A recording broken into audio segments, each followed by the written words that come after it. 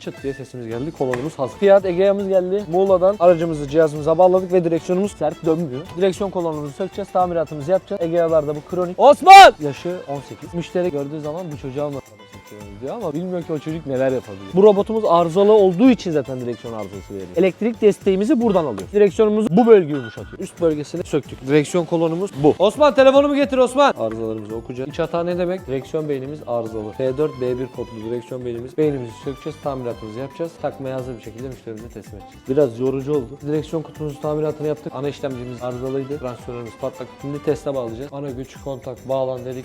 Çıt diye role sesimiz geldi. Direksiyonumuz güzel. İç hatamız gitmiş. Akü gerilimi var. Bunlar araçta bağlantı olmadığı için verilen arızalar. Ana gücü kapatıyorum.